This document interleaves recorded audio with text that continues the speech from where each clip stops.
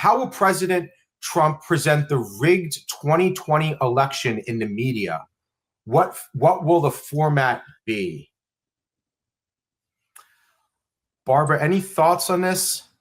Well, I think we're going to see pretty dramatic developments very shortly. I mean, people may be aware that the warehouse in Fulton County, Georgia, was raided yesterday and is still being raided today by the FBI. And I found it most interesting that it wasn't just the FBI who was there on the scene in Fulton County, Georgia. It was Tulsi Gabbard, the director of national intelligence. Now that tells you something. It tells you that what's being looked at here is not just whatever nonsense those local poll officials in Georgia polled, but what's being looked at here is foreign intervention in the Georgia process, probably through the voting machine company's dominion in terms of rigging the vote. Probably, I can't say for sure, actually related to Venezuela and Smartmatic and what role that actually played in the Georgia elections. That would be my guess. Okay, and you're getting there to something which then becomes very interesting, because who was the actual person in charge of running Smartmatic's operations from Venezuela? It was none other than Lord Malloch Brown from the British Empire, George Soros's partner in crime during the entire post-1989 period. So I think we're looking at something here which may be quite dramatic and really quite unexpected from the standpoint of what really happened here. What does color revolution mean, please? So Barbara and Susan, what are the color revolutions? Well, color, all right, obviously means something in the sense of what I'll call branding, which is what they actually did. You had all sorts of revolutions after 1989, 1990 in the former Soviet bloc of countries. The Rose Revolution, the Orange Revolution, the Maidan, the Revolution of Dignity was a little bit different in Ukraine in 2014, but they attached a color to it. And they were primarily run by a joint effort of three institutions in the United States. The National Endowment for Democracy, which I covered in my brief in some depth yesterday. The U.S. Institute for Peace, which people may remember at the beginning of Trump's term was a big target. They went in and closed it down. They were caught trying to destroy all their records.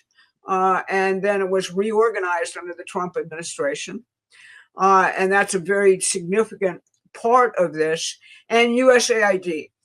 And where this came from was that after the exposures of the 1970s Church Committee and other hearings in the United States, the CIA and MI6 lost the capacity to actually just change regimes in foreign countries. They needed something which would give them plausible deniability, but wasn't directly the CIA or MI6.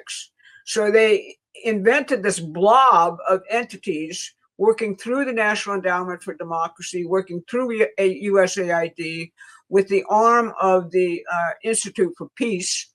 And, basically various foundations and NGOs joined this operation, not only receiving funding from the United States government to do this, but also doing independent funding of this entire apparatus. George Soros's Open Society foundations are kind of the keys, but Ford Foundation, Rockefeller Foundation, all of the big foundations were also involved in these processes.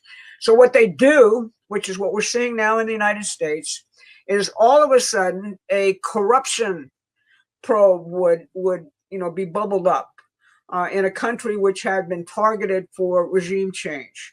Some type of crisis would be boiled up.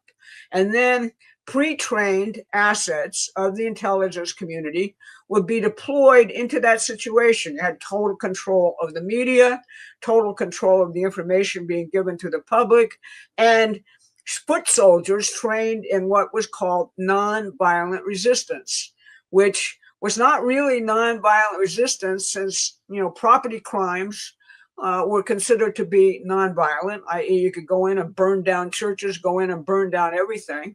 And then always having a provocateur, always having an armed terrorist presence behind the so-called nonviolent people, so that you could actually provoke incidents where people became martyrs. All right. So if you think about it, what we're seeing in Minneapolis is a classic color revolution, kind of operation. The Maidan coup in Ukraine was also kind of a classic operation. The thing that's remarkable about that coup is that they think they perfected something called full spectrum information warfare, where not only did you control all the information getting out to the public, you actually control behavioral techniques through your communications, which cause people to essentially go nuts, and to become Jacobin radicals if they were only slightly predisposed to doing that in the first place. And when people look at the Democratic Party these days and what we call TDS, or Trump derangement syndrome, that's really a product of this type of warfare.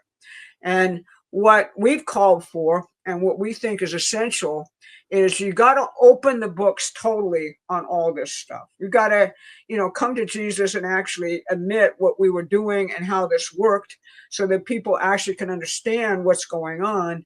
And we've got to bring people who did this kind of stuff to justice, because this is what was turned on Donald Trump beginning in 2015. Yeah, and I'll just add, Adam just popped up on the screen there, that person who said Soros has called this purple revolution in Minnesota.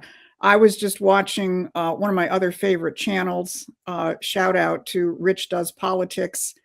He has us on all the time, and he's got really good people who get you behind the scenes in terms of the role of the British in all of this. But he was interviewing somebody who had a lot of expertise in this, and they were talking about the fact that, the symbol in Minnesota right now, the color is purple. And of course, it's all the signs are very professionally made. Everything is very coordinated. And one of my other friends, Tom Luongo, who also is on Rich Does Politics a lot, he actually had something on his X account. I should have had it available, but I don't. It's a shot of a poster in Minnesota, in Minneapolis, a sticker on a lamppost, mobilizing people to come out and demonstrate. And it says, do this, do that, congregate at centers of power. And he points out that centers is spelled CENTRES, which is the British spelling for centers of power. So this stuff is not random. This stuff is not grassroots. And yes, the current color is purple, which is actually kind of interesting, because that's also the color of royalty. And of course, that's who's really running it all.